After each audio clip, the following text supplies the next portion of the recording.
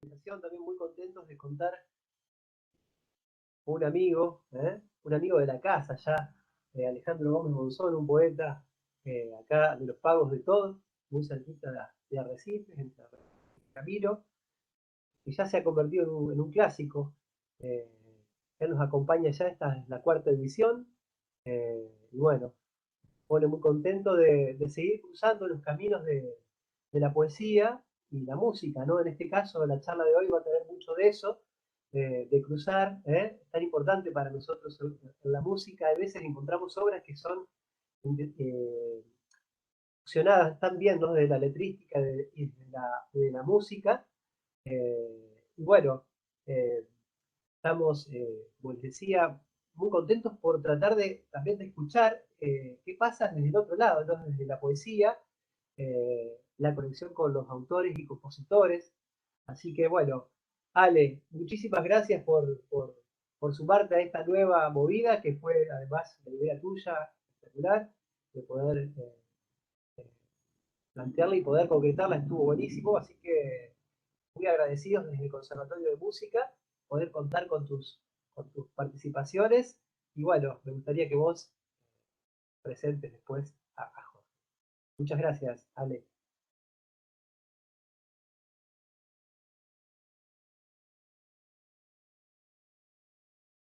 Fíjate que tenés el micrófono silenciado, quizás. A ver. No. Ahí Hola, está. hola. Perfecto. Bien. Bueno, Carlos, Javi, Ezequiel y toda la gente que se suma a esta charla. eh, en primer lugar, para mí siempre lo charlo con gente amiga, vinculada al conservatorio. Creo que es una fecha que espero con muchas ganas porque encuentro mucha hospitalidad de parte de ustedes, así que el agradecido también soy yo. Este, Me parece que este encuentro de música popular se ha convertido en un evento, diría yo, imprescindible para muchas personas de estos lugares y también de otros pagos. Se han sumado a lo largo de estos 5 encuentros en los que he tenido el gustazo de participar, personas no solo de Pergamino, Junín, Arrecife, Salto, Rosario, etcétera, sino también de otras provincias y el año pasado hasta de otros países. Así que es sumamente celebratorio que se pueda llevar adelante cada año este evento. Por otro lado, eh, desde luego es un honor para nosotros recibir a Jorge Bocanera, ¿no? Y pensaba, ¿no? Que en esto de darle la bienvenida a Jorge, dar la bienvenida virtualmente no deja de provocar cierto extrañamiento, ¿no? Porque si bien le damos esa bienvenida a Jorge, él está en su casa, la gente que se suma a esta charla está probablemente a la suya o en algún otro lugar, y bueno, en mi caso estoy en mi casa justamente. Y pensaba también que más allá de que, por supuesto, la presencialidad, esa palabra que ha cobrado tanta fuerza en este último tiempo, sería maravillosa, no deja de tener cierta cosa poética este encuentro virtual, ¿no? Me parece que es un aquí, diríamos, muy plural. Podríamos decir que es un aquí que a la vez es un allí, como sucede a menudo con la poesía. Entonces, te damos la bienvenida, Jorge, y te agradecemos esta oportunidad de poder charlar con vos sobre la poesía, tu trayectoria y dentro de ella tu vínculo con la poesía de la canción, tu papel como letrista de canciones. Una figura, la del letrista, no siempre tenida en cuenta como se debiera, ¿no? El letrista, me parece, también está cantando de alguna manera. Está cantando en silencio, ¿no? En ese sentido era muy lindo lo que hacía Mercedes Sosa. Mercedes afirmaba que si al cantar tenía a mano frente a ella una letra, no era porque no se acordara de los versos que tenía que cantar, sino porque esa hojita ahí daba cuenta de que esas palabras habían sido escritas por alguien, habían sido escritas por un poeta. Puesto a presentar a Jorge, diré que Bocanera es un impresentable, ¿no? No porque resulte alguien poco recomendable, todo lo contrario, sino más bien porque dar una semblanza sobre él es un ejercicio bastante difícil en el sentido de que su obra y su vida, claro, me interpelan de gran manera. Jorge es para mí, y sé que para muchas personas, no solo uno de mis poetas preferidos, sino que es algo más que eso. Es un poeta inevitable. Un poeta que ha escrito versos memorables, como por ejemplo la poesía se come cruda, dos niños que se miran interrumpen el mundo. Yo no enumero la cristalería, quiero hacerla pedazos. Por la puerta más grande entra la lluvia y te besa la frente y le da la palabra a cada cosa. Tengo un amigo, no hay número posible para esa suma, entre tantos otros versos hermosos. Dicho esto, contemos que Jorge nació en 1952 en Ingeniero White, un puerto de Bahía Blanca, un lugar que antiguamente los aborígenes llamaban Yacubú el país del diablo. De alguna manera podemos decir que para Jorge el hogar en ese puerto, ¿no?, estaba hecho ya de trashumancia. Sin ir más lejos, se ha afirmado por ahí que la poesía de Bocanera tiene precisamente la respiración, el jadeo del viaje. Luego de ese tiempo en White, a los 11 años, Jorge vive con su familia en Banfield, ese Banfield que un tal Julio Cortázar habitó, ¿no? Ese Cortázar al que Jorge conoció en Nicaragua, y esa Nicaragua, en donde se cuenta en algún libro, Jorge le dijo algo muy hermoso a Cortázar. Le dijo que sus libros, los de Cortázar, no deberían venderse en librerías, sino en jugueterías. En el 76, Jorge se exilia en México, luego de un viaje por tierra, a dedo, que le llevaría 6 meses, ¿no? En ese 76 de la dictadura militar. En el trayecto de ese viaje, Jorge recibe el premio Casa de las Américas de Cuba por su libro Contraseña. Ese premio justamente le abriría muchas puertas para denunciar las desapariciones, perdón, y las torturas de muchos compañeros suyos. Se podría decir mucho más sobre Bocanera, pero bueno, antes de dar inicio a la charla y de darle la palabra a él, aunque pienso que a los poetas no sé si se les da la palabra, creo que funciona al revés la cosa, son los poetas los que nos están dando la palabra a los demás. Antes de que Jorge nos salude, entonces, recordemos que Bocanera es poeta, periodista, ensayista, autor de obras de teatro y de letras de canciones, como ya se sabe.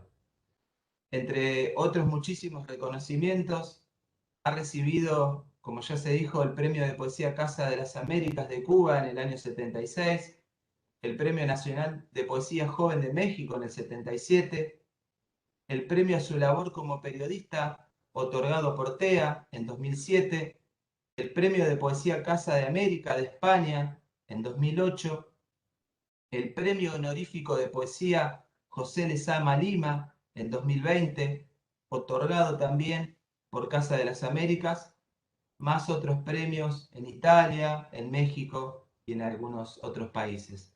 Entre sus libros de ensayos y crónicas podemos nombrar Solo venimos a soñar, la poesía de Luis Cardosa y Aragón, Confiar en el misterio, Viaje por la poesía de Juan Gelman, La pasión de los poetas y Redes de la memoria, escritoras ex detenidas de la dictadura, entre varios otros. Entre sus libros de poesía se encuentran Polvo para morder, Sordomuda, Palma Real y hace poco la editorial Hemisferio Derecho de Bahía Blanca publicó Tráfico Estiva, así se llama, la suma poética que reúne todos los poemarios de Bocanera publicados hasta el momento. Un libro hermoso que se puede conseguir escribiendo desde ya las redes sociales de la editorial, Hemisferio Derecho, como dije recién. Además de esto, Jorge dicta clases de poesía en universidades de diferentes países de Latinoamérica y sus poemas han sido traducidos al francés, al italiano y pronto al griego. Yendo directamente a lo que más nos reúne hoy, a su labor musical, Jorge ha compuesto como letrista canciones con Raúl Carnota, Nahuel Porcel de Peralta, Lito Nevia, Alejandro del Prado, su hermano Marcelo Bocanera, Pancho Cabral, entre otros. Y además de ellos, Mercedes Sosa y Silvio Rodríguez, entre otros artistas, han cantado sus letras. Así que bueno, Jorge, sé que no te gustan los elogios y las presentaciones extensas. Traté de no extenderme demasiado y me parece que habla muy bien de vos que no te gusten este, ese tipo de presentaciones y esos elogios. Habla muy bien de vos, pero hablaría mal de uno no mencionar estas cosas. Me parece que a nuestros poetas hay que reconocerlos y hay que saludarlos. Así que buenas tardes, Jorge. Un gustazo que nos encontremos por este medio. Bueno, Alejandro, ¿qué tal? El gusto es mío. Agradezco desde ya la invitación a este séptimo encuentro de música popular que organiza el Conservatorio de Música Juan Carlos Paz. Vi ahí en el programa, muy interesante, porque va a haber charlas que abarcan el tango, el folclore, el jazz. Así que me pareció todo muy interesante.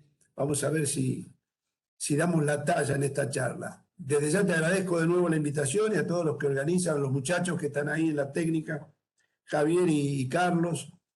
Bueno, entonces, dar las gracias, eso. Bueno, Jorge, arrancamos nomás. ¿Cómo no?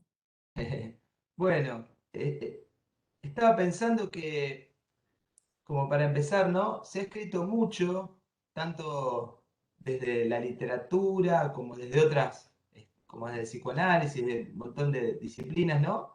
Sobre la relación entre la infancia de una persona y sus días posteriores, ¿no? Y pensaba que, bueno, sos, entre otras cosas, biógrafo. Entonces, yendo a la biografía del biógrafo justamente, quería que nos cuentes acerca de tus años endiablados, podemos decir, ahí en ese país del diablo, ese puerto de Bahía Blanca, ¿no? Entonces, también te quería preguntar si se puede encontrar alguna conexión entre tu mirada, tu mirada de la infancia y tu mirada poética. Sí, es como vos lo decís. Me estaba acordando de Olga Orozco, la gran poeta, nuestra gran poeta. Con ella mantuvimos una amistad muy linda. Ella decía que la infancia es una semilla tatuada que va marcando cada uno de los ramajes que crecen después, ¿no? Y dice, la infancia no se pierde, decía, crece conmigo. Quiere decir que no se termina a ninguna edad, ¿no? Sí, el puerto tiene mucho que ver con mis comienzos, eh, porque estaba poblado de forasteros, de marineros, de pescadores, de gente de paso.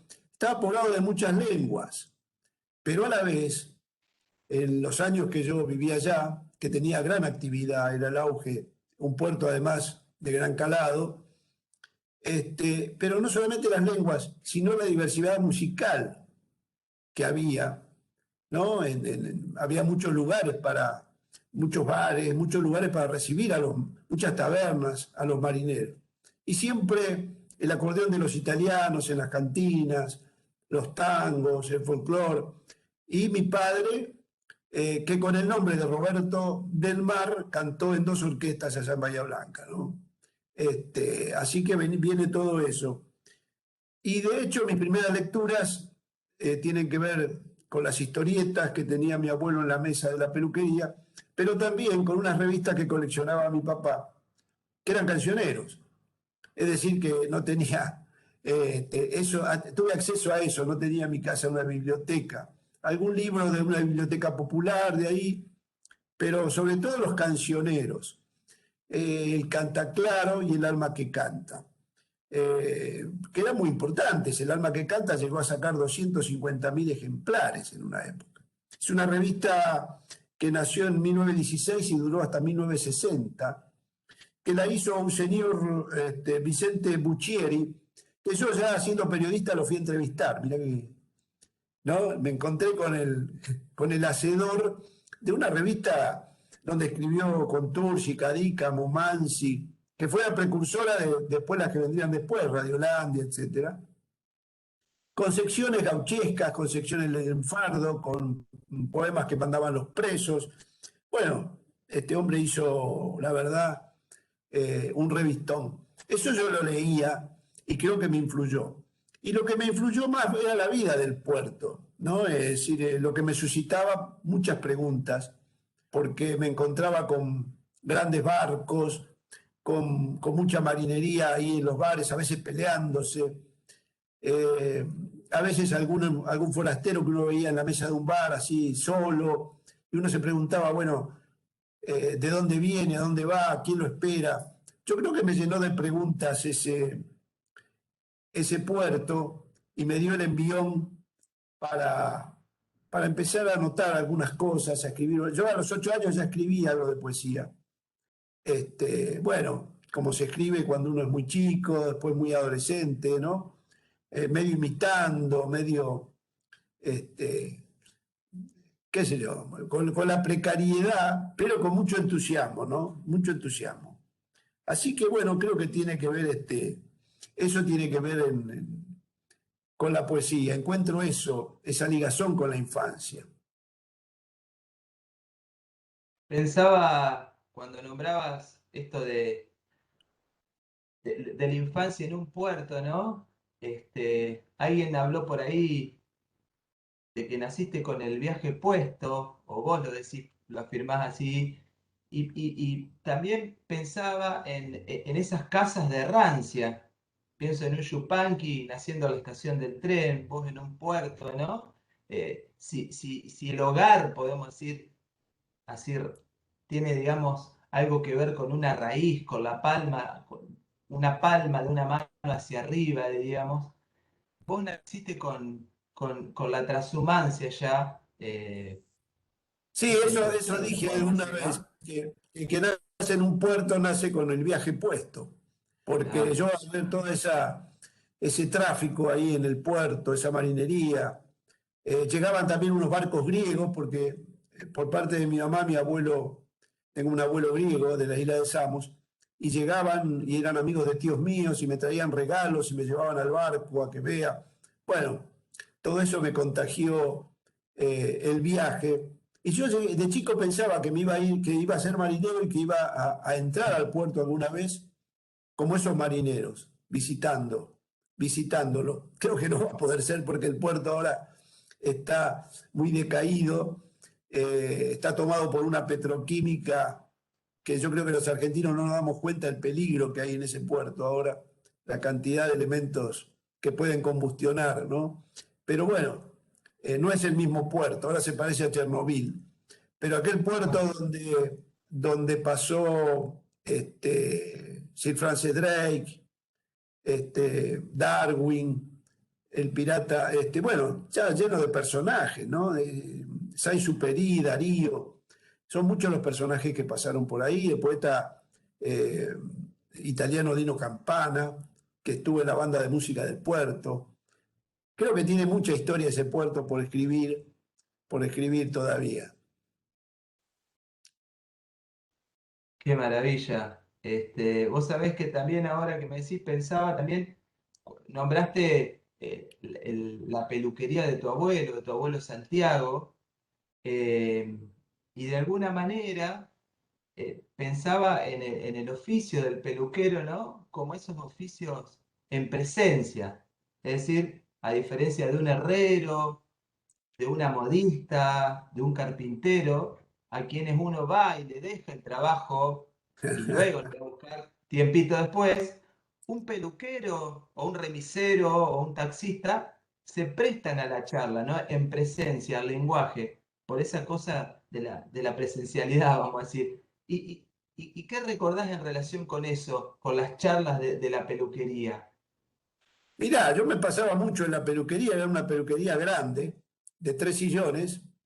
Estaba mi abuelo, su yerno y otro peluquero más, con esos sacos blancos abotonados hasta arriba. Y había mucha gente esperando. Y no era un turno que se desocupaba uno y se sentaba al que le tocaba. Quizá el que le tocaba esperaba a su peluquero. Había como preferencias. Y me acuerdo el rumor que había, el rumor de la gente hablando, tranquila. Claro que no se podía hablar, había una cosa tácita, que no se podía, una regla, no se podía hablar ni de política, ni de fútbol, ni de religión. Y Hablando cuando, de puertas, y cuando todos se perdón. iban, yo me quedaba en esa peluquería como si hubieran quedado los rumores en el aire. Y me llamaba mucho la atención un espejo que iba de pared, que ocupaba toda la pared, que era para mí el gran personaje de la peluquería. Y daba vuelta en los sillones, jugaba. Sí, fue muy importante para mí la peluquería, porque esto ya lo he dicho, pero yo, que vivía al fondo de esa peluquería, cuando entraba a la peluquería, desde atrás iba y atravesaba una cortina, eh, era como que me encontraba con gente que yo no veía una clientela de la peluquería ahí. Yo pensaba que me venían a visitar. Entonces estaba contento, porque siempre me venían a visitar. Venía mucha gente de visita. Muchos recuerdos ahí, sí. Y como vos decís, no lo había pensado eso de lo presencial, porque no le pueden dejar la cabeza y venir a buscar después, ¿no? Claro, claro. Así que, bueno, como buen lugar portuario, digamos, se dividían las aguas, digamos, con la política, la religión y el fútbol. Bueno, Jorge, también ya, digamos, eh, entienden un poquitito, de a poquito, en tu relación con la música, ¿no? En una canción que compusiste con Lito Nevia, decís que la poesía, esta que dirige la orquesta de las palabras, decís vos, es un mal necesario, ¿no? Me gustaría entonces que nos cuentes un poco sobre esa hermosa ironía que da título a esta charla, es decir, qué tiene de malo y qué tiene de necesario la poesía, qué significa para vos la poesía, qué implica escribir, en fin. Bueno, esa es una pregunta múltiple choice, que nos vamos a quedar Sí. hasta mañana. Lo de la poesía es un mal necesario, es una frase, como dijiste, con ironía. Yo trabajo mucho la ironía en toda la poesía. Y me parece que también va en dirección a responder una pregunta ociosa que a veces preguntan algunos periodistas: ¿para qué sirve la poesía? Entonces yo ironizo con eso, porque alguien dijo que la poesía no le hace los mandados a nadie. Estaba leyendo un libro que recomiendo, del filósofo italiano Lucio Ordine, que se llama La utilidad de lo inútil, y que justamente habla de lo que se considera superfluo, ¿no? Por fuera de qué, de la lógica del lucro, del éxito comercial, económico, ¿no? Y cómo se va imponiendo eso por sobre saberes, sistemas de pensamiento, pasiones, la curiosidad, la investigación, que tiene otros tiempos y que no va hacia esa lógica del beneficio. Este, pero a los que preguntan yo les diría, bueno, pero no sé para qué sirve, tampoco sé para qué sirve la música o la pintura, pero realmente nos hace mejores, nos da una visión del mundo, nos hace más solidarios también.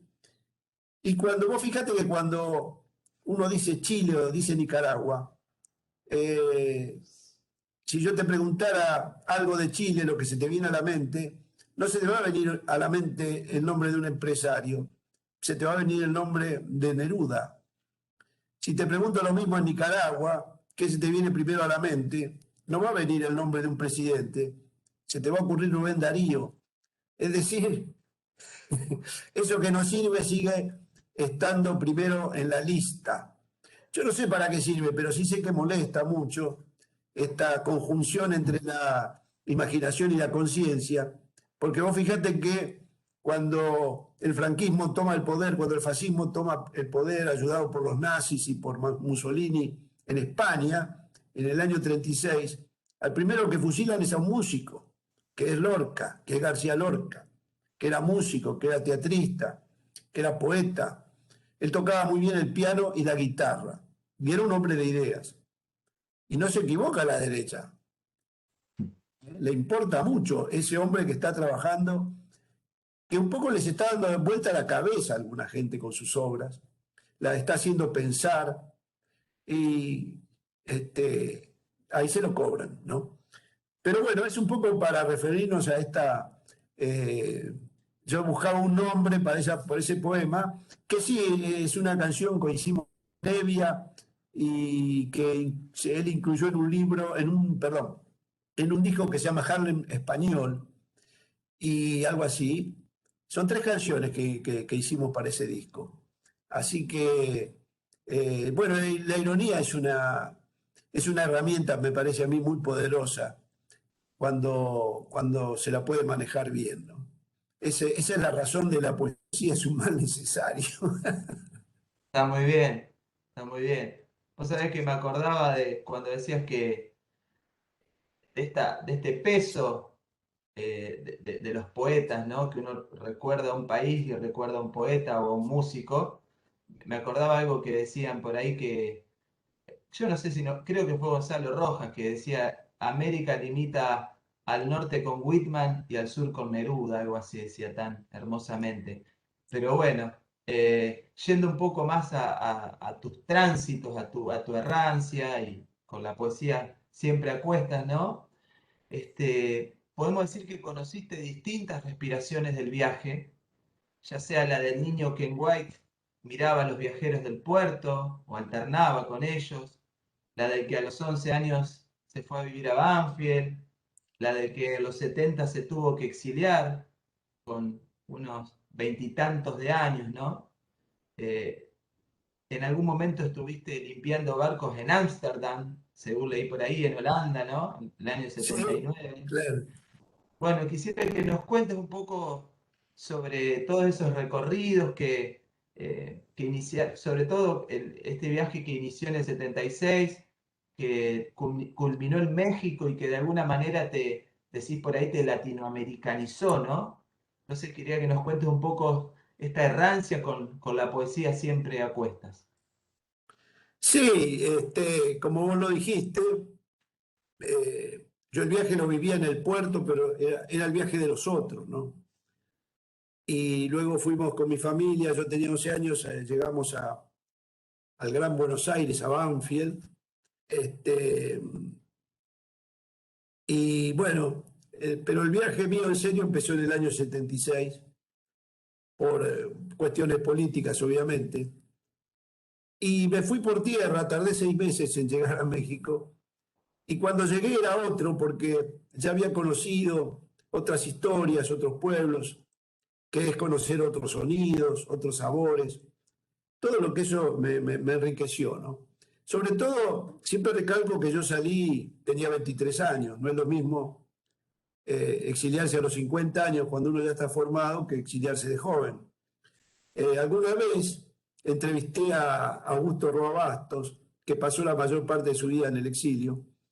Lo entrevisté en Paraguay y él me dijo que, dice, el exilio ha sido uno de mis grandes maestros.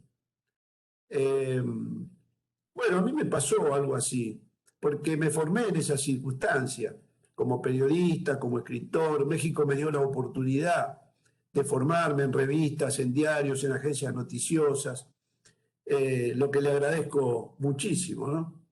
Eh, y bueno, todo fue aprendizaje y me aportó mucho una visión del mundo un poco más amplia que tiene uno que se queda en una ciudad este, toda la vida, ¿no? Pero bueno, el viaje es muy interesante en ese sentido. Hay libros sobre viaje, eh, hay mucha bibliografía. A mí me gusta mucho también la bibliografía referida a los viajes. Uno de los cursos que hice en la UNSAM tenía que ver con los viajes de los que había resultado, que habían dado el resultado de algún libro importante. Pensemos en el viaje de García Lorca, su primer viaje, que es en el año 29 a Estados Unidos y escribe Poeta en Nueva York.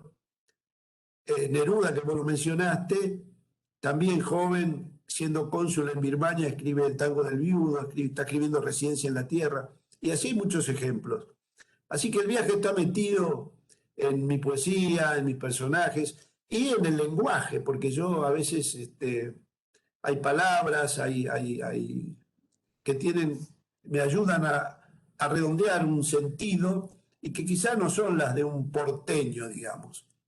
Y temas también, ¿no? Y vos lo dijiste, a mí me parece que México nos latinoamericanizó a los argentinos que llegamos ahí, porque había una red del exilio en esa época, un entramado con exiliados uruguayos, chilenos, nicaragüenses, salvadoreños, guatemaltecos, que habían llegado en los años 50, ¿no? Con la caída de Arbenz. También había españoles todavía vivos de aquel éxodo en el año 39, cuando toma Franco España. Y todo ese entramado también era una manera de dialogar, había mucho juntarse, dialogar. Fue un intercambio también muy importante. Así que me formó todo eso, todo ese viaje, que empezó en el 76 y yo no lo detuve nunca, pero me lo detuvo la pandemia. Claro, claro.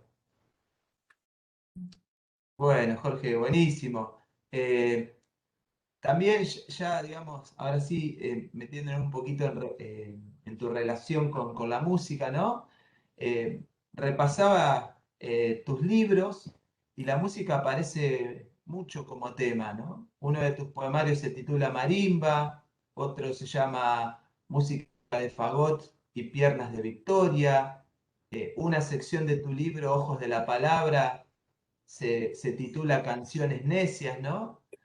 Entonces te quería preguntar cómo ha sido tu relación con la música a lo largo de tu vida. Claro.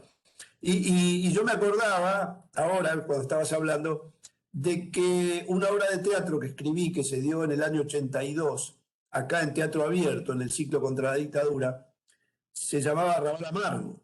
Así que hay otra alusión ahí, ¿no? Arrabal Amargo de Gardel y Lepera. Como te dije, mi relación con la música tiene que ver sobre todo con mi viejo, eh, y su dedicación al canto, eh, pero también en la familia, cada vez que nos juntábamos, cantábamos todos, era algo natural. De ahí salió una prima, María Elena, que falleció en los 60, muy joven, pero que apenas apareció fue muy... eh, la seguía mucha gente, ¿no? Cantaba litoraleñas, la novia del Paraná. Todavía tiene club de fans allá en Misiones y en Corrientes.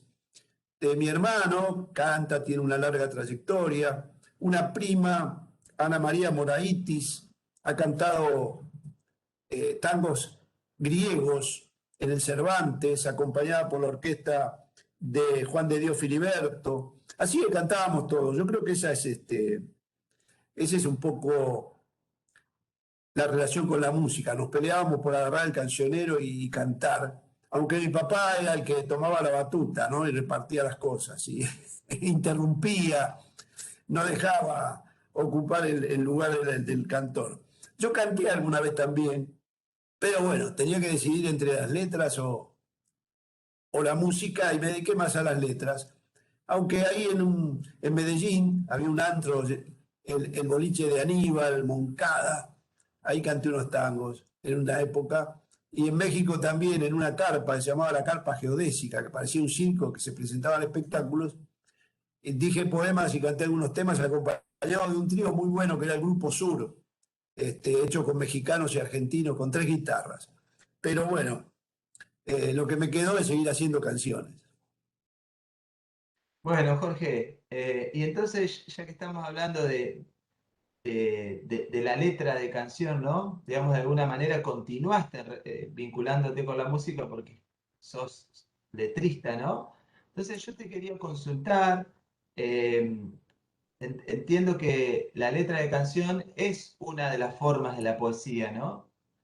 Sin Claro. embargo, canción y poema son dos formas distintas, podríamos decir. La pregunta que te quería hacer es que, ¿qué te parece que debe tener una letra cancionística? Es decir, una letra pensada no solo para la oralidad, sino también para una voz que la canta. Bueno, en principio coincido con lo que dijiste, que la letra de canción es una de las formas de la poesía, como puede ser el soneto, como puede ser eh, la décima, pero con un peso, con un énfasis en el ritmo. Y luego, bueno, desarrolla una pequeña historia, una anécdota, pero no está fuera de la poesía. Quizá porque algunos lo ven como un subproducto de la poesía, porque en base a lo que uno escucha todos los días en la radio, qué sé yo, el 99% es bastante pobre. Pero si pensamos en los poetas que se han dedicado, como Atahualpa, como Manuel J. Castilla, Mansi, Cátulo Castillo, es gente que ha leído mucho, que sabe mucho y que tiene un sistema metafórico. No importa si trabaja con heptasílabos, con octosílabos, con verso libre, entiende lo que es una canción. Y bueno, me parece que está, primero eso, que está dentro de la poesía, no es que hay letristas, bueno, me parece eso a veces una excusa como para hacer algo rápido. Y bueno, y después tiene obviamente su estructura, hay que saber hacer canciones, ¿no? Hay, ¿por qué un estribillo? ¿Por qué se repiten ciertas partes? Hay unos juegos adentro de sentido. Este, pero sí, coincido con vos en que yo siempre lo tomé así, que debe ser un poema, debe tener adentro elementos poéticos fuertes. Este, bueno, por suerte en nuestro país tenemos ejemplos muy, muy buenos de eso, ¿no? Claro. Sí, buenísimo. Jorge, te silenciaste. ¿Cómo? Que te habías silenciado, digo. Que Ah, vos yo no, mismo no sé. a ver, Ah, ahora te escucho bien, pero recién te habías silenciado. Ahora no se escucha. Ahora sí, ahora te vamos a escuchar. Habla, ahora está silenciado, Jorge. Habla ahora, a ver. a Habla. ver, Ahí estamos, ahí ahora. estamos. Ah, bueno. Perfecto. Bueno, lo último que dije era que nuestro país Sí, tiene, para hacer una buena letra hay que trabajarlo mucho, hacer un trabajo de orfebrería, tomarla muy en serio, una letra no se hace así nomás. Pero ahora vivimos un momento en donde la letra son muy pobres, yo diría que muestran una gran pobreza, pero eso no quiere decir que no es una excusa como para decir, bueno, es una letra, entonces yo hago cualquier cosa, ¿no? Hay cosas muy obvias, muy de poca calidad, ¿eh? Pero tenemos ejemplos grandes en la música, ¿no? De Dylan Thomas, de Dylan, perdón, el músico, Bracé, Mustaki, no sé, Aute, Cohen, Vinicius de Moraes. Hay mucha cosa interesante ahí, ¿no? Yo creo que me influyeron a mí las canciones en mi poesía. Y lo digo orgulloso, ¿no? Hay gente que siente que eso es bastardear un lugar, no quieren ni que lo... No, no, yo me siento influenciado por la poesía, por los poetas del tango, poetas del folclore. Conocí a algunos de muy cerca, como Tejada, como Cátulo Castillo, etcétera. Y, y por mi labor periodística también he llegado a tener que ver, a entrevistar por ejemplo, Roberto Goyeneche, que fue el primer ídolo que yo tuve, ¿no? En la adolescencia. Si bien me gustaba Creedence y grupos de rock locales, como Alma y Vida, como Los Gatos, yo creo que el primer ídolo que tuve fue Goyeneche. Escribí una obra de vida sobre Goyeneche. Entrevisté luego en Costa Rica a Chabela Vargas, éramos casi vecinos. Así que mi labor periodística también me llevó a la música. ¿Y qué recordás, por ejemplo, del polaco Goyeneche? De esos encuentros. Mira, su sentido del humor. eh, Ahora están haciendo una película justamente, me convocaron, un documental sobre Goyeneche. Y me preguntaron qué destacaba de él también, ¿no? Es decir, esa manera de transmitir un sentimiento. No era un tipo que leía una letra o la cantaba sin saber qué decía. Te la transmitía con los ojos, te la transmitía con las manos, venía como con una urgencia a decirte algo. Y yo me quedaba con un tío mío, mi tío Gillo, nos quedábamos de noche escuchando los discos de Goyeneche, pero hasta tarde, y haciéndonos señas con los ojos como diciendo, qué barbaridad, signos de admiración, ¿no? Conmovidos por el fraseo del polaco. Pero Argentina tiene tantos buenos tangueros, ¿no? Qué lindo eso de que venía a decirte algo, a contarte una urgencia, Goyeneche. Qué linda. Hay un sentido de la urgencia en él, es cierto. Y sí, Eh, te sacude, Goyeneche viene y te sí, sacude, ¿no? Y sí, te canta a vos, no canta para todos, canta como para cada uno. claro. Este, Fue mi primer ídolo, sí. Y mi Sí. tío, perdón, vos sabés que un padrino mío de Bahía Blanca, Américo Braschi, el Coco, que era fotógrafo, también le gustaba tocar el piano, el bandoneón, fue el que le hizo la primera foto a Goyeneche, que va en el primer long play de Goyeneche. Así Uf, que yo, la primera vez que lo vi le dije, yo soy ahijado del Coco Braschi y eso me abrió las puertas y nos quedábamos en el bar San Quintín charlando de, no sé, de la vida, ¿no? Y fue muy lindo ese encuentro. ya lo creo, Jorge. Bueno, ya que venimos hablando de diferentes aspectos de tu trayectoria, ¿no? Eh, Me acordaba de alguien a quien también conociste y muy bien, y de quien escribiste un hermoso libro, Confiar en el misterio, viaje por la poesía de Juan Gelman. Me acordaba que Gelman en alguna entrevista decía que es importante escuchar a los poetas leer sus textos, decía, ¿no? Porque ciertas inflexiones de la voz o ciertos ritmos que ponen en esa lectura nos permiten encontrar nuevos sentidos, decía él, ¿no? Entonces, ya que hablamos en algún momento de, de White y de los oficios y de tu abuelo, yo te quería pedir si nos regalás la lectura de ese hermoso poema que se llama El peluquero y que está dedicado a tu abuelo, Santiago. ¿Cómo no?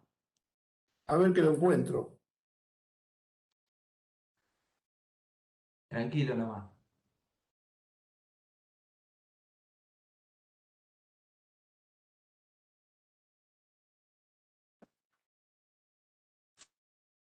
El peluquero. Esto que decías vos, quiero aclarar antes de que importante es a veces escuchar a algunos poetas, escuchar el poema en su voz. Me parece que tiene que ver por lo menos yo prefiero escucharlo, eh, aunque lea como Neruda, que mucha gente dice que mal leía y yo creo que lo leía muy bien, porque era como una boa constrictora, decía un crítico, que te parecía que no, pero te iba atrapando. Y, y lo que no me gusta es que lo diga un actor, por ejemplo, que yo, porque lo actúan. Entonces viene de otro lado. Bueno, el peluquero. Asentaba navajas en un listón de cuero porque era su trabajo arrancarle a los rostros sus animales muertos. Hacía barba y bigote para el espejo atestado de gente. Su navaja pulía aquella superficie, rasuraba los rostros del espejo y haciendo su trabajo, afeitaba al espejo. Era más chico que un tarro de gomina brancato, mi abuelo, pero una cabeza más alto que la muerte. Invitaba al cliente sacudiendo una toalla y el cliente ocupaba aquel sillón Dossetti de madera y entraba en el espejo. El estilista hablaba solamente con su tijera y cuando ella por fin tenía la lengua desgajada hacia un lado, él decía, servido. Mi abuelo maquillaba el espejo con estrellas de talco y usaba un pulcro saco blanco. La muerte, que también es prolija, le envidiaba su colección de peines. Un día la muerte, que hojeaba una revista deportiva, dijo, me toca a mí, y ocupó aquel sillón desparratada y con un remolino en la cabeza. Tiene un pelo difícil, dijo, sin voz, mi abuelo. Después, la muerte asentó su navaja y haciendo su trabajo, rasuraba al espejo. El peluquero se marchó bajo un cielo cualquiera con estrellas de talco. El espejo se pasó la mano por la cara afeitada, suave, como un recién nacido. Qué lindo. La muerte tiene un pelo difícil. Tiene un remolino. Pues es que Claro, yo me imagino, mi abuelo era más bien bajo, eh, y me imagino, llegaban a gente a cortarse, camioneros que venían con esos camiones llenos de cereal, qué sé yo, se sentaban, se sacaban la gorra y tenían una porra así. Yo digo, mi abuelo con esa tijerita tenía que entrar en esos matorrales, ¿no? Se me hacía esa imagen. claro, qué lindo, sí, una cabeza más alto que la muerte también. Eh, Jorge, hoy, mientras estábamos charlando algunas, estas cuestiones del poema, de la letra de canción, en fin, pensaba, y por eso te consulto, ¿te has sentado a escribir, digamos, deliberadamente una letra de canción o eso que estabas escribiendo derivó sobre la marcha en canción? Bueno, hay poemas míos que lo han tomado músicos y los han hecho canciones. Por otro lado, he trabajado directamente con músicos como Alejandro del Prado. Creo que yo me inicio ahí en la canción, trabajando con Alejandro del Prado a mitad de los años 70, un poco antes, cuando él estaba con el grupo Saloma, y nos tirábamos los dos a partir de una idea, de una imagen, íbamos trabajando los dos. Y también me ha pasado, sí, que me he sentado a trabajar una letra que ya me venía en el oído.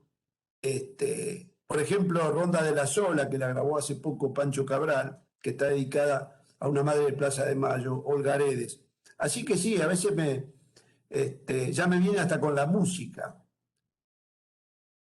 Ujú. Eh, Sí, bueno, hay un tema que grabó Lito Nevia, que la música es mía y en parte de él, aparte de la letra, ¿no? Se llama Quiere ver la marea. A veces llegan con la música, con una música. Este, bueno, y eso facilita las cosas para ir para el lado de la canción. claro, claro. Ahí que nombraste, Yo disfruto mucho, Alejandro, el mano a mano con el músico. Así también lo hice con Raúl Carnota, algunas canciones. Este, pero siempre hay diálogos, correcciones con el músico, aunque tome un poema tuyo de un libro.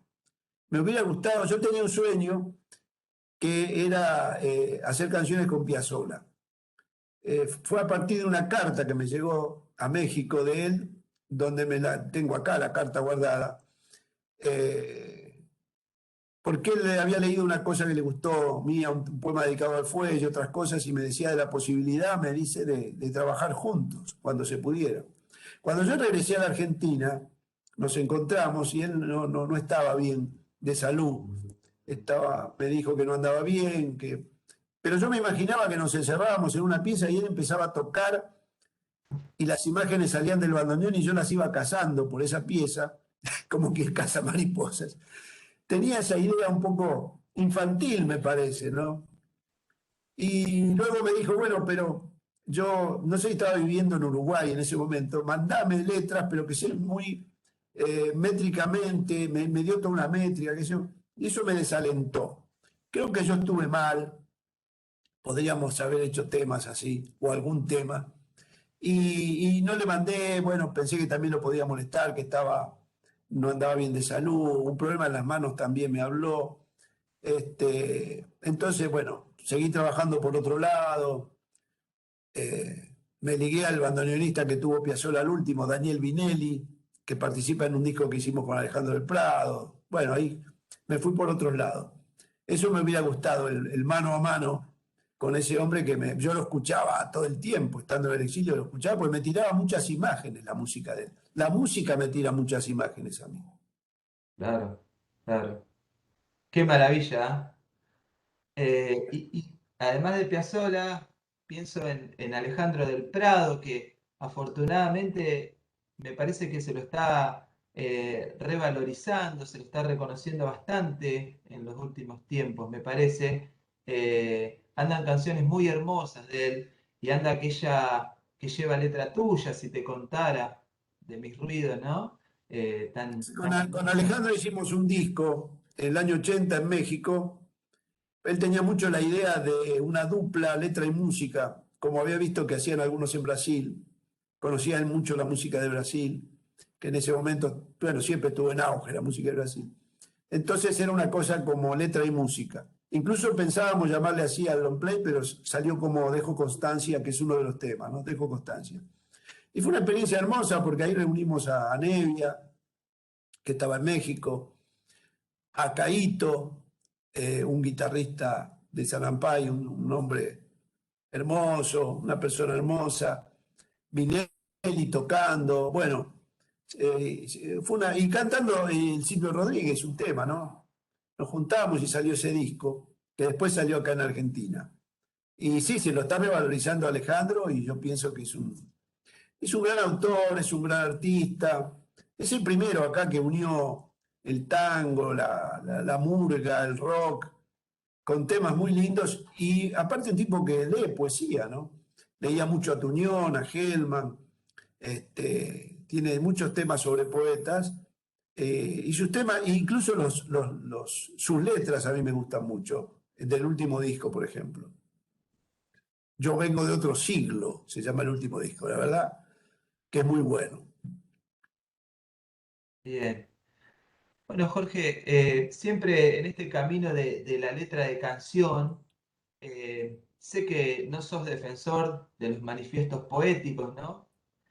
Pero de hecho decís que uno de los grandes aportes de lo que se ha denominado la poesía rupturista latinoamericana es ese, ¿no? No dejar tanta orden, tanto imperativo, sino legar más bien una libertad, cocinar con todos los ingredientes posibles, decís vos por ahí. Entonces, digo, que sé que no sos defensor de los manifiestos, pero bueno, te quería preguntar qué sugerencias darías a alguien que se pone a escribir letras de canciones, ¿no? Qué cosas pueden ayudarnos en esa faena, en esa escritura? Yo creo que la única sugerencia es la libertad, el trabajar con libertad. Como vos lo dijiste, yo creo que los grandes poetas de América Latina nos legaron esa cuestión, ¿no? De tomar aquello que necesitemos por fuera de los recetarios, los programas ortodoxos. Por ejemplo, cuando en los años 20, en 1920, años de la ruptura poética en Latinoamérica, llegaban los sismos de Europa con mucha fuerza, como para imponerse. Sin embargo, nuestros poetas, los poetas que nos dieron, no sé, una base de lo contemporáneo, de la constelación inicial, dice un crítico, los poetas de la constelación inicial, Vallejo, Girondo, Neruda, etc., no se guiaron por esos estamentos tan dogmáticos, sino que nos legaron a nosotros un mensaje como diciéndonos, bueno, echen mano a todo lo que le sirva a cada uno, ¿no? Todo lo que necesite cada uno. Y eso fue importante, por eso nuestra poesía es tan diversa y, bueno, tiene tantos estilos, ¿no? Que viven en la poesía latinoamericana y le dan mucha vitalidad. Este, bueno, vos dijiste la palabra manifiesto, pero manifiesto me refiero, seguro te referías a la época de la vanguardia, que salían, cada grupo tenía su revista, su manifiesto, etcétera.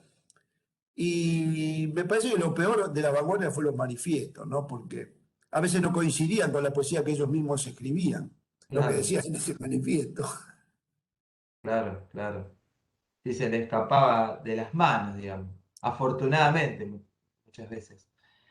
Jorge, y te quería preguntar, ¿qué sentiste, por ejemplo, cuando el poema Será posible el sur fue musicalizado por Nahuel Porcel de Peralta y después cantado por Mercedes Sosa, ¿no? O cuando Silvio Rodríguez te invitó a decir poemas en ese hermoso recital que dio hace poco tiempo, hace un par de años en Avellaneda ante miles de personas, ¿no? Lo digo esto teniendo en cuenta el hecho de que el poeta suele trabajar en silencio y su difusión, por lo general, es distinta y menor, diría, que la de un cantor. Sí, sí, ¿qué sentiste? Miedo sentí. Sobre todo en la Avellaneda, que un diario dijo que había 100.000 personas. Este, bueno, vamos por parte. Que me grabara Mercedes Sosa, una gran alegría. Es extraño, pero yo en ese tiempo que estábamos en Buenos Aires y que ella lo grabó, lo tomó de un disco de la venezolana Lilia Vera, eh, que le había llevado el tema Nahuel Porcel de Peralta, una gran cantante venezolana, Lilia Vera. Ahí lo toma Mercedes. Yo un día dejé en la puerta de su casa un ramo de flores, pero era tímido, no iba a verla. Pensé que le iba a molestar.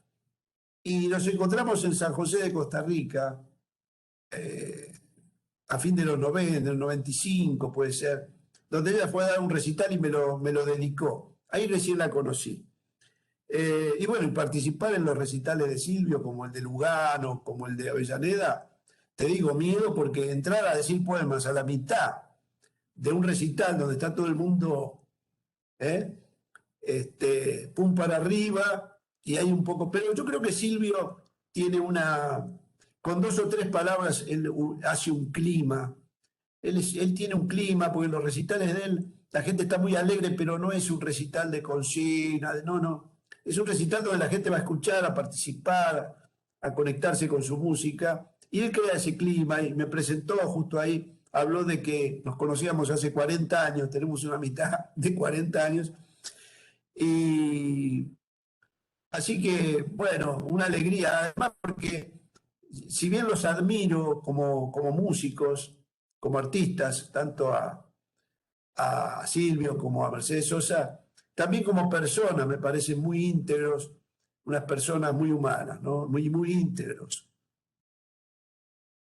Qué maravillas. Mercedes Sosa, Piazzolla, Silvio.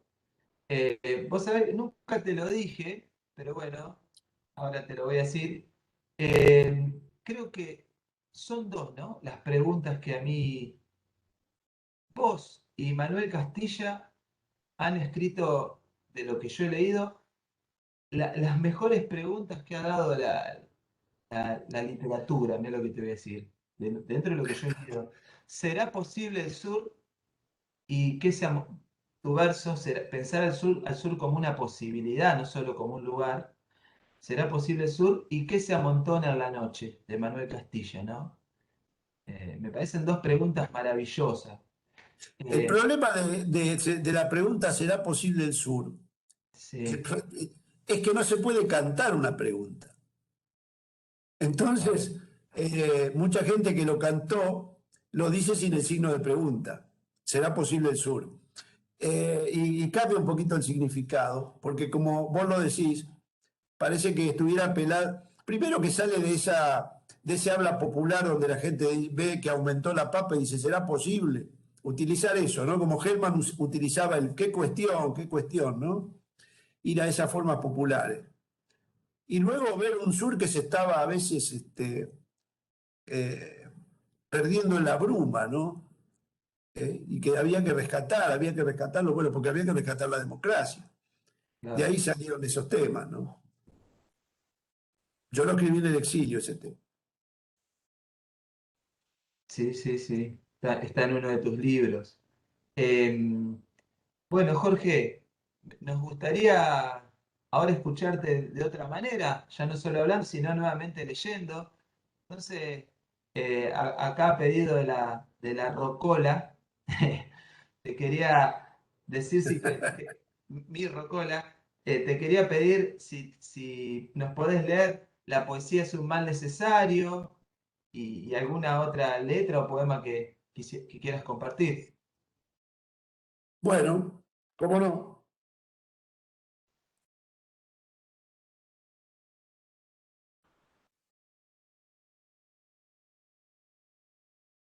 Eh, Aquí ya está. Dice, la verdad que es muy mala vecina, la verdad que hace ruido de noche, mas si quiero algo de su cocina, siempre a mano tendré un caballo, un tonel de palabras, una taza de azúcar y la luz que me falta. La poesía es un mal necesario, la verdad que me aturde en sus voces, pero si me cambiara de barrio no tendría jamás un color, una mano caliente, una taza de azúcar y la luz que me falta. La verdad que es muy mala vecina, la verdad que hace ruido de noche, mas si quiero algo de su cocina siempre a mano tendré una bronca, un temblor, una pena, una taza de azúcar y la luz que me falta. Y por eso la quiero haciendo una fogata de cada almohada.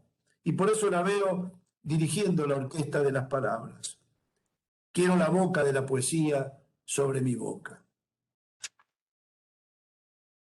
El otro que voy a leer es Ronda de la Sola, que como dije está dedicada a Olga Aredes, madre de Plaza de Mayo, del Ingenio Ledesma, a quien fuimos a acompañar en una de sus marchas a ese pueblo, Ledesma, con Pérez Esquivel, con Olga Cortiñas, y me conmovió mucho conocerla. Ronda de la Sola.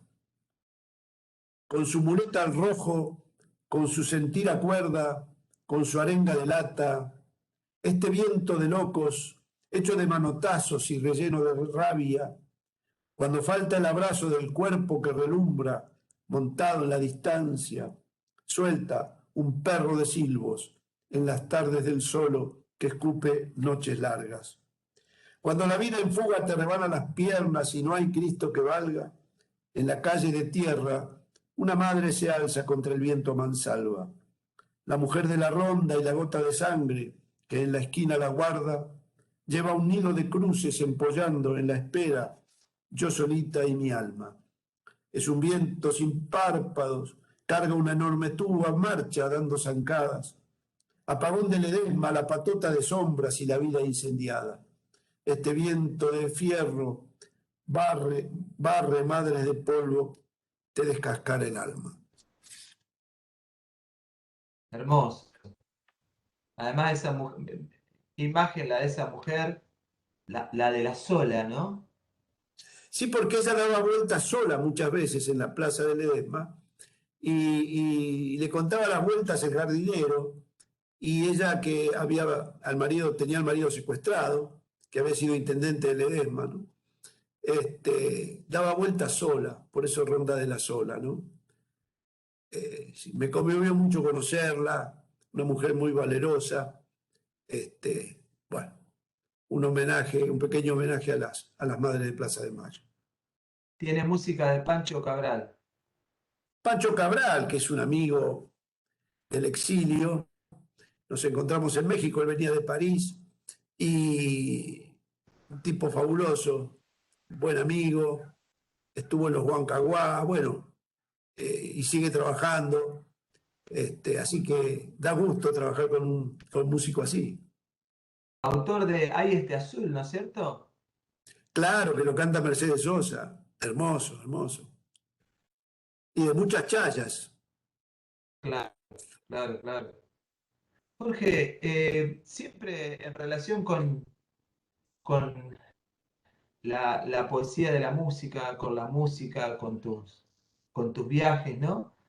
Quería que nos cuentes un poco acerca de tu percepción en relación con qué te encontraste en los distintos países por los que anduviste en relación con la música y la canción, cómo viven la música y la canción, ¿no?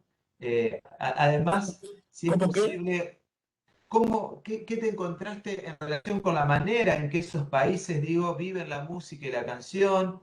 Y si es posible, identificar algunas particularidades que hayas encontrado de nuestro cancionero argentino, en comparación con otros lugares de Latinoamérica. Bueno, todos los países tienen su peculiaridad, ¿no? En la música. México es un país muy musical desde ya, ¿no? Cada estado tiene una música, ¿no? Veracruz, por ejemplo, con los jaraneros, este, la música, eh, el corrido también. Hay mucha diversidad musical en México, pienso. A mí me gustaba mucho la marimba, que se trajeron los esclavos negros a América y se tocaba desde Chiapas, del sur de México, hasta Panamá.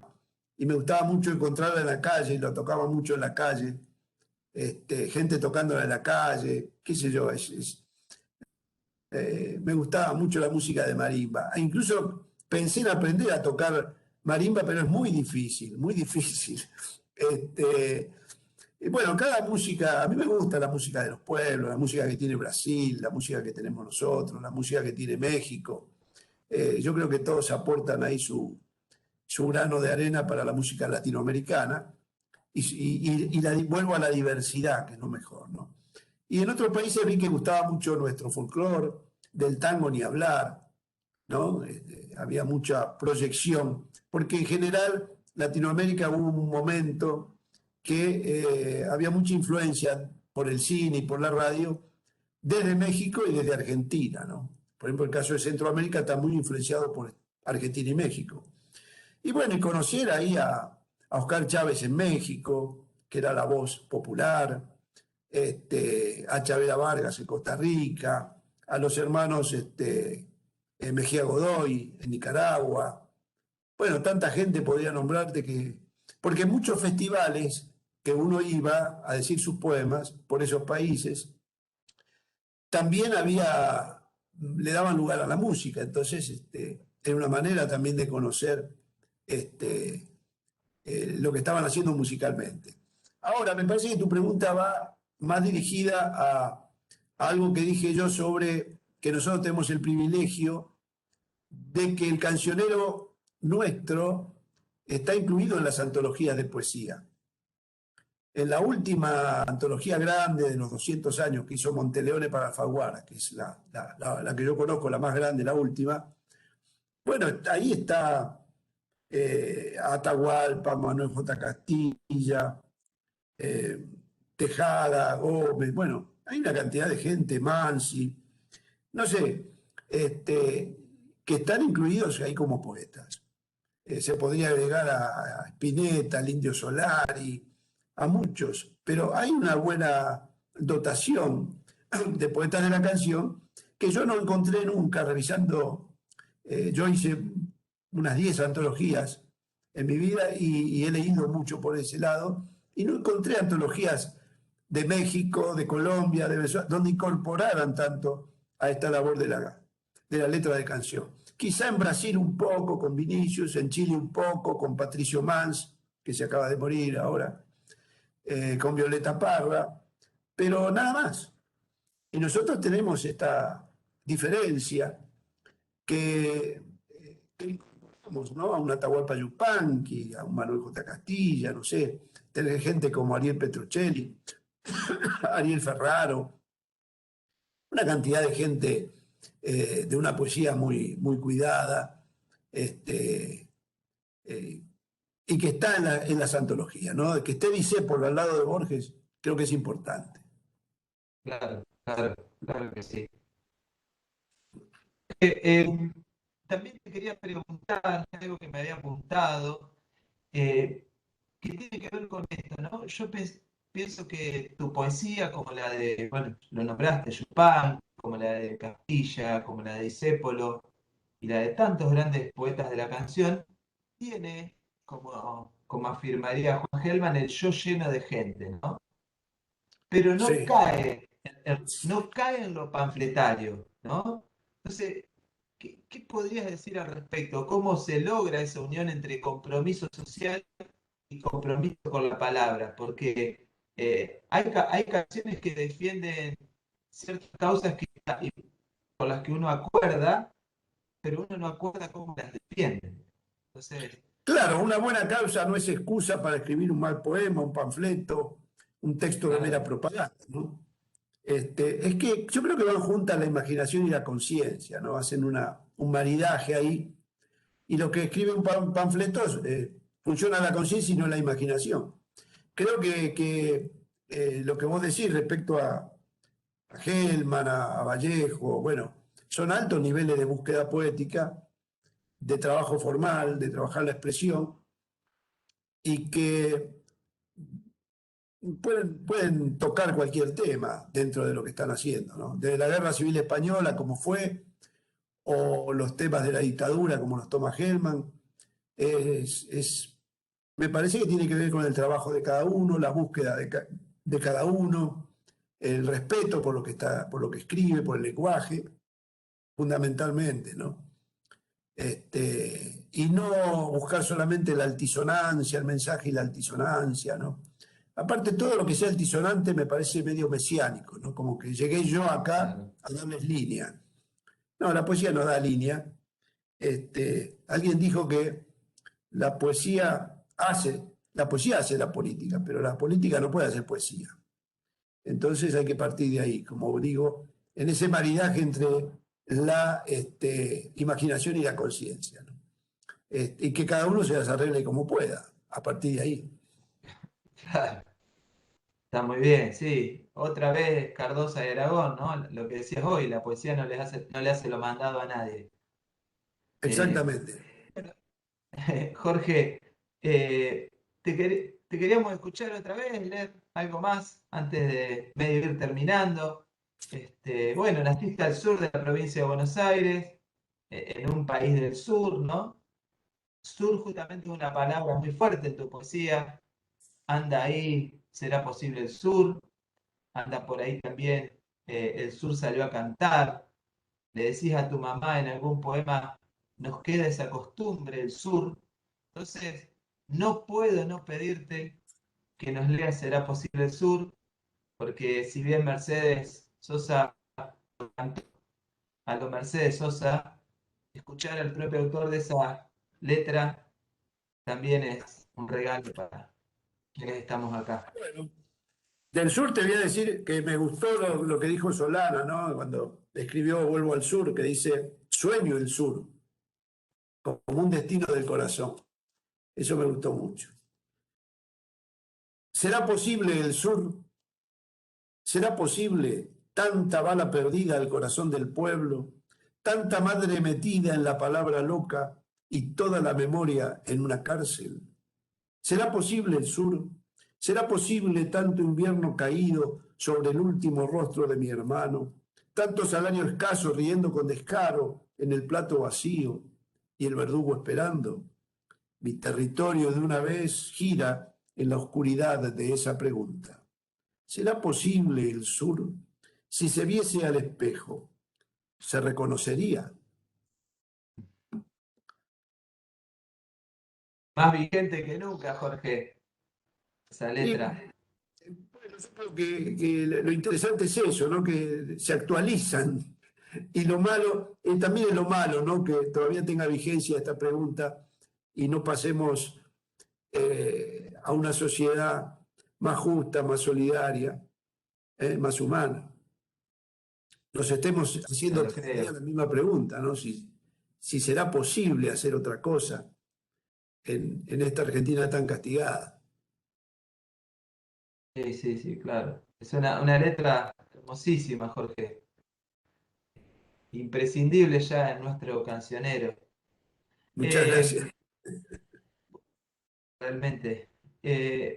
Bueno, Jorge, también además de tu vínculo desde niño con la música, además de tu labor como poeta de la canción, eh, también hay que contar que como, digamos, como ensayista, como crítico, como periodista, te has vinculado mucho y has investigado al respecto. Entonces, anda por ahí en tu libro La pasión de los poetas, un texto muy revelador a mi criterio sobre Malena, de Homero Mansi. Me gustaría que nos cuentes un poco sobre Mansi, sobre esa canción.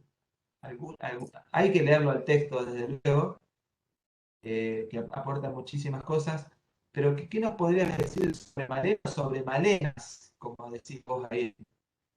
Bueno, Malena tiene muchas leyendas que la atraviesan, ¿no? El tango de Mansi. Eh, y a veces los tangueros son muy de llevarse por leyendas. A mí me tocó investigar un poco, no me puedo llevar por leyendas, este, a veces es muy fácil decir se lo dedicó a su amor prohibido, que era Nelly Omar. No, a Nelly Omar le dedicó Fuimos y le dedicó otros tangos. Eso era muy explícito porque se lo decía, te dediqué esto. Malena viene de otro lado, no viene ni de una cantante que cantaba en Brasil, ni de, bueno, esos inventos. Para mí, y en esto coincidíamos con Horacio Salas, que era el biógrafo de Mansi, yo le pregunté cómo era la biblioteca de Mansi y me dijo el 90% es García Lorca. García Lorca, cuando vino en el año 33 a la Argentina, Mansi tenía 26 años. Yo creo que lo vio a Lorca. No sé si hablaron, qué sé yo, pero sí, en las conferencias que dio Lorca, sobre todo en Teoría del Duende, hay una referencia a las cantadoras y bailadoras flamencas, a la Malena, justamente, a la niña de los peines, que él dice que cantaba con voz de sombra. Dice cosas que después aparecen en el tango de Mansi. No digo que Mansi copió eso, pero sí lo puede haber motivado a ese personaje, porque en un momento dice que canta con voz quebrada. Y bueno, estas cantadoras de Cantejondo cantan con voz quebrada, dicen ellas, con voz raspada, con voz rasgada. Yo creo que le quedó a Mansi, él está muy influenciado en ciertas figuras. Chunta Oscura trotando en la noche. Y el uso de la palabra duende, el duende de Tuzón, Che Bandoneón. Y Malena, para mí, lo que yo digo en esa nota es que sale un poco de esa influencia de Mansi, porque no es un tango que aluda a una mujer como a un amor, no es un tango de amor. Ahí no se puede, no hay nada que indique que es un tango de amor, al contrario. Es lo que está diciendo Lorca cuando un artista, como un torero, tiene que sentir al duende, tiene que sentir la cercanía de la muerte, tiene que sentir una pasión, y a partir de ahí actúa, escribe, baila, en ese desgarro, ¿no? Yo digo que es esa Malena. Y me he puesto a estudiar toda la obra de Mansi para ver, ¿no? Todos los duendes que hay y mucho, muy pegado a algunos climas de García Lorca, que es una gran influencia para muchos. Claro, claro. Bueno, hemos hablado alguna vez de ese encuentro entre Yupanqui y Lorca también. También me Exactamente. parece una presencia en Atahualpa. Eh, Sí, tenían algo en común, ¿no? ese- Tenían algo en común. Quizá no todavía tan Exacto. expresado en Atahualpa, pero había un trabajo de recopilación de lo popular de Lorca, que luego lo vemos en Atahualpa también, ¿no? Hay una recuperación de lo folclórico, de lo tradicional, y después cada uno lo trabaja y hace un nuevo producto, ¿no? Sí, Este, claro. con el sistema metafórico de cada uno. Eso es el gran aporte también de Lorca. Y Atahualpa iba también por ese lado, ¿no? Sí, y esa cosa en ambos digo, ¿no? Pienso ahora, de ir hacia atrás, en el sentido de lo tradicional, e ir hacia adentro, hacia el interior, y sin perder contemporaneidad, ¿no? cómo convive el pasado con lo contemporáneo. No se vuelve tradicionalista cerrado, Es ninguno de los dos. importante eso que estás diciendo, sobre todo de conservar la tradición, ¿no?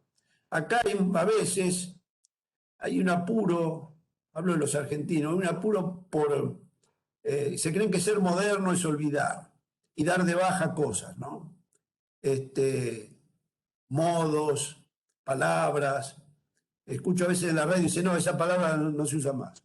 Ese pullover no se usa más. Bueno, le dan de baja todo. Entonces, si a todos le damos de baja, vamos a vivir en un gran velorio. Al tango se cansaba de darle de baja, que se murió el tango, y no se murió. Estaba de parranda, como dice la canción. Pero me preocupa eso de darle de baja a todo, ¿no? Y creo que lo que se logra, los grandes artistas lo que han logrado es eso que dijiste vos, hacer un enlace entre la tradición y lo contemporáneo, ¿no? Tenemos mucho que aprender de la tradición. La poesía no nace con nosotros. Ya lo creo, Jorge, ya lo creo. Bueno, también has escrito sobre Elías Nandino, ¿no? El autor del famoso bolero Usted, en que aparecen esos versos: usted es la culpable de todas mis angustias y todos mis quebrantos. Realmente recomiendo leer ese libro, La Pasión de los Poetas, porque van a encontrar mucha tela que cortar, como quien dice, sobre la canción también, más, etcétera. Sí, yo quise en ese libro, quise meter la canción. Ahí está la idea que yo tengo de la canción, no solamente los poetas de libro y de canción. Por eso está, en la primera edición está, ahí está dedicado también a Héctor Blomberg, el poeta de los puertos, el que hizo la pulpera de Santa Lucía, ¿no? Qué popularidad. Claro, A veces muy olvidado. Y Nandino con el bolero Usted es la culpable. A veces no lo firmaba él, pero en algunas antologías de México ya viene como que él es el autor. Porque era raro, ¿no? Un hombre que hacía sonetos muy clásicos, qué sé yo, y de pronto en una cantina escribe un bolero de amor que ha tenido mucha repercusión. A mí me gusta mucho el bolero, y como te decía, en mi labor de periodista también he llegado a la música. Por ejemplo, en Cuba me hice un poco amigo y lo entrevisté a César Portillo de la Luz, que es el autor de uno de los boleros más cantados en la historia, que es el bolero, ahí con este de usted eh, se me fue bueno, ahora me voy a acordar el nombre. está bien, está bien, está bien, está ¿Cómo? bien, puede pasar. Puede Sí, sí, pasar, sí. digo. Y es un bolero que cantó hasta Nat King Cole, ¿no? Este, Contigo en la distancia. Ah, claro. Es bueno, un bolerazo, Ujú, un bolerazo. ujú. Jorge, Y, ah, no, perdón, decime. no, y que escribí la historia de la vida de él, una breve historia de todo lo que me contaba, que lo sacó el diario Gramma en Cuba, la agencia Prensa Latina, y lo introduje en mi libro de historias de vida. Sí, sí, hermoso, hermoso, la pasión de los poetas. Jorge, en ese libro vos, al hablar de Nandino, hablas en un momento de Antonín Artaud, ¿no? Digo porque la Ese. figura de Antonín Artaud está tan, en muchos casos, digo, está en Argentina asociada al disco de Spinetta, ¿no? Artaud. Pero bueno, ¿qué nos podrías decir sobre Artaud en modo latinoamericano, digamos? Bueno, Artaud llega a México en 1936, ¿no? Y el único amigo que tenía era el guatemalteco Luis Cardoso de Aragón, que trabajaba en ese momento en el diario El Nacional. Justamente está con Artaud, Cardoso y Aragón, comiendo, cuando entra alguien y le dice a Cardoso: llegó este cable, fusilaron a Lorca. Y bueno, Cardoso empalidece, se pone, y le impacta la noticia de que mataron a su amigo Lorca, y está tomando una sopa al lado de Artaud, y levanta la cabeza y lo ve mudado a Cardoso y le dice, ¿y quién era Lorca? Él llegó en el 36 con esta idea de algunos surrealistas franceses de buscar en lo primitivo, entre comillas, la contracara de esa Europa que se estaba cayendo, ¿no? Algunos la buscaron en el arte de África. Él fue porque había leído sobre los indios tarahumaras, la Sierra Tarahumara, los huicholes, perdón, y viajó hasta allí, hizo la experiencia y lo atendió como médico Nandino, pero en general él no conoció, salvo Nandino Gorostiza, que era secretario de gobierno y lo ayudó, y Carossi de Aragón no conocía a nadie más. Y como dijiste vos, está muy rotulado, limitado en ese rótulo de poeta maldito, ¿no? Un estereotipo, pero yo no sé qué quiere decir eso. Yo encuentro que lo que escribió en México, porque salió un libro que se llama México, que son sus escritos traducidos por Cardoso y Aragón, encuentro ahí un artista muy lúcido que nos está alertando sobre una civilización que va hacia el exterminio, ¿no? En ese rechazo ya a la Europa que salía de una guerra para entrar en otra, y pensaba que iba a encontrar otros valores, otras posibilidades de desarrollo en estas culturas. Y Nandino lo trató una vez que anduvo enfermo, lo llevó Cardosa, dice en sus memorias, a verlo a Elías Nandino, que en esa época era de un grupo de la vanguardia que se llamaba el Grupo Contemporáneo, donde estaban Gorostiza, Javier Villaurrutia, Salvador Novo, etc. Claro. No digo que haya sido el caso de Artaud, porque de hecho no conozco eh, eh, más que lo que leí en tu libro, pero pienso en esta cuestión de tomar a América como lo exótico, ¿no? Muchas veces. Sí, Como, hay una manera ¿cómo decirte?, de encapsularlo en esos estereotipos de maldito, no sé qué quiere decir eso, me parece que es un facilismo. Hay que ir porque cualquiera, ahora cualquier nota que uno lee sobre la Pizarnik, que era una escritora maldita, son todos malditos. Es, creo que es sí, mucho más, por eso no me gustan los rótulos, menos en poesía. Pero hay siempre ganas de convertir a alguien por fuera de su obra, inclusive, ¿no? En algo maldito. Hay un estereotipo. Yo pienso, por ejemplo, nombré a Alejandra Pizarnik, una gran poeta, pero me parece que le fabricaron una cosa de maldita, que es lo que más le llegó a la gente, por su suicidio, etcétera, que, eh, que si uno leyera de primera mano su obra, sin pensar en todos estos rótulos, ¿no? Son estereotipos, me parece.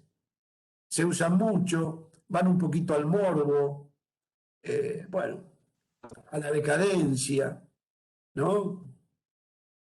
sí, me acuerdo cuando Lugones, ¿no? El oscuro Lugones, eh, a comienzo del siglo XX decía, justamente cuando se estaba creando el estereotipo de lo que significa ser argentino, decía, no por amor al argentino, sino por rechazo a la ola de inmigrantes, muchos de los cuales venían con idearios anarquistas, socialistas, etcétera, decía, Martín Fierro necesita su bronce, ¿no?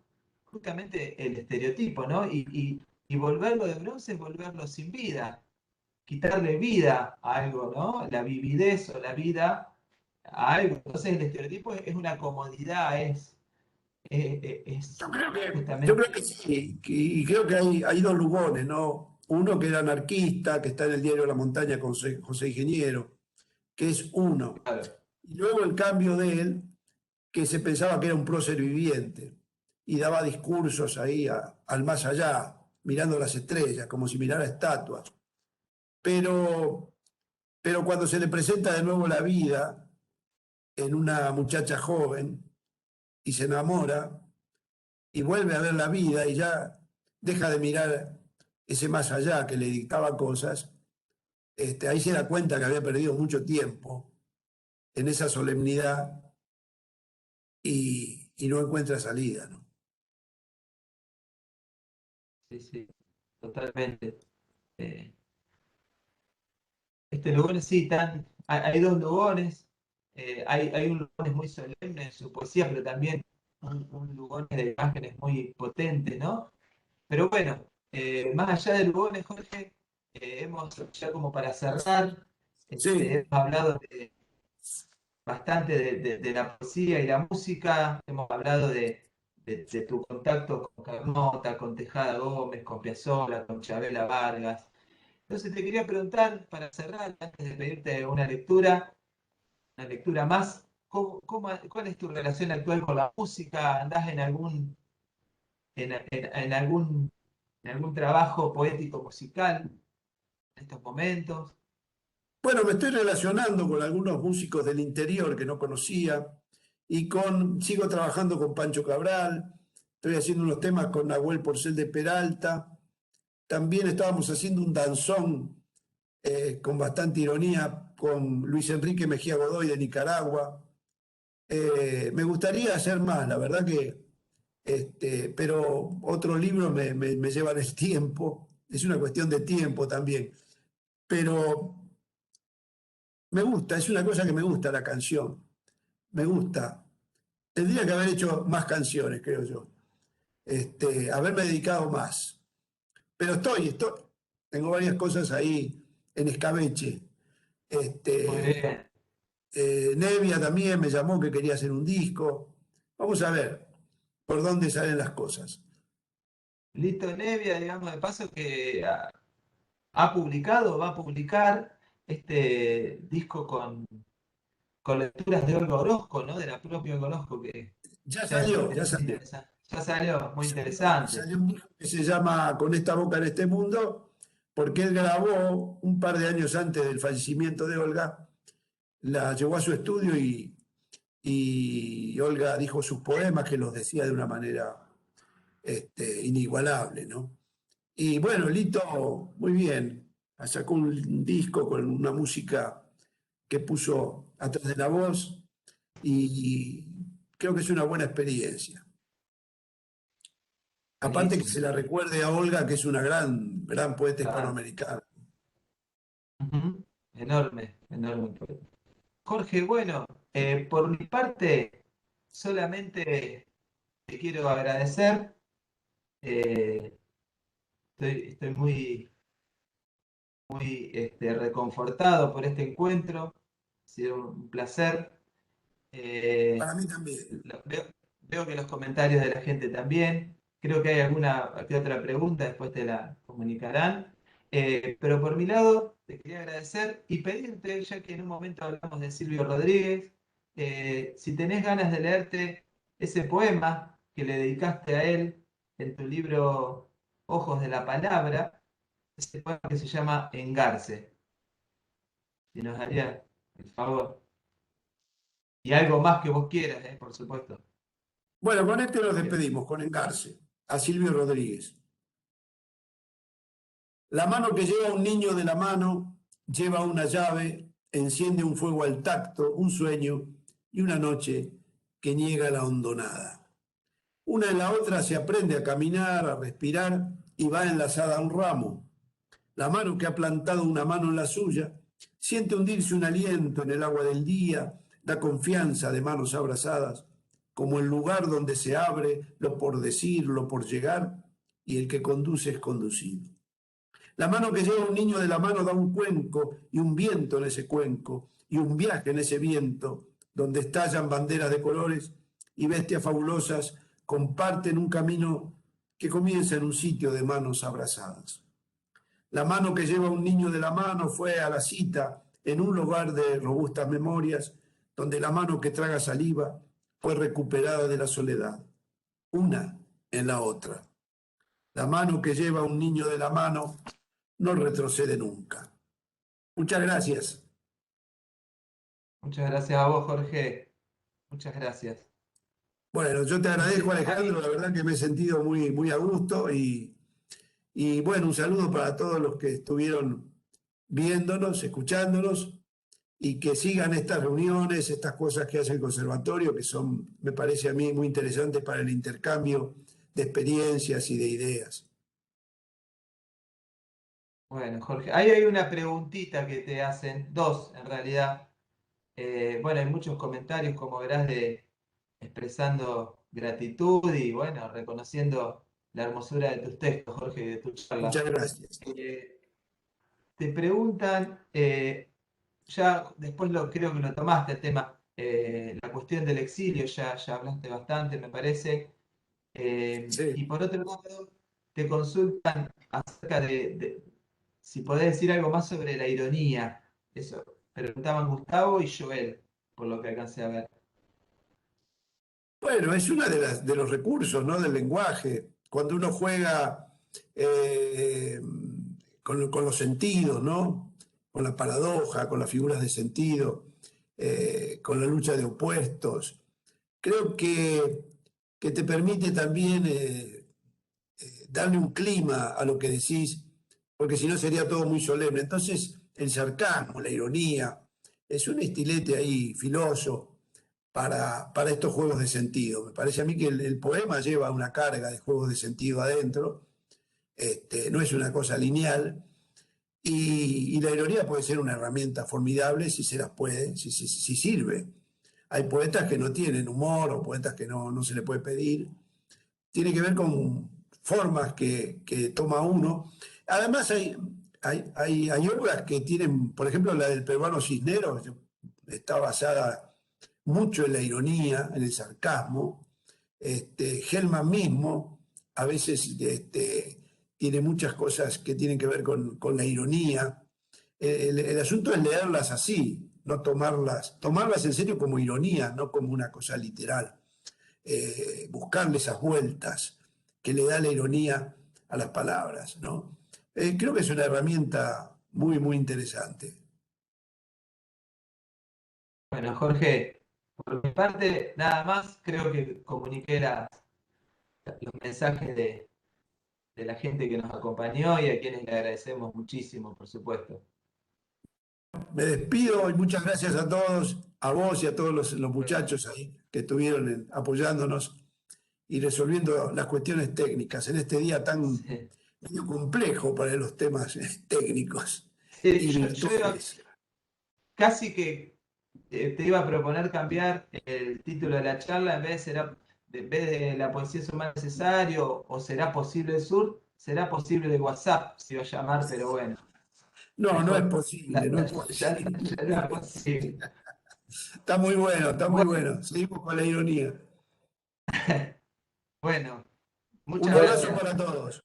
Chicos, muchísimas gracias. Ay, bueno, hay un montón de mensajes de felicitaciones para ambos. Eh, Mucha gente que comenta que se ha emocionado muchísimo también con todos los poemas que nos ha regalado Jorge. Así que la verdad estuvo genial. Viajamos por este diálogo entre los dos. Así que muy, muy agradecidos. Eh, y bueno, los esperamos a todos para mañana, que vamos a continuar con este ciclo de charlas y talleres mañana a la mañana con Gustavo Almaceda a las 10 de la mañana. Muchísimas gracias, Jorge. Muchísimas gracias, Alejandro. La hemos pasado, pero de 10. Gracias. Gracias, gracias a todos. Adiós. Gracias. Un abrazo. Un Gracias a abrazo. todos, gracias a todos por estar también. Gracias a todos.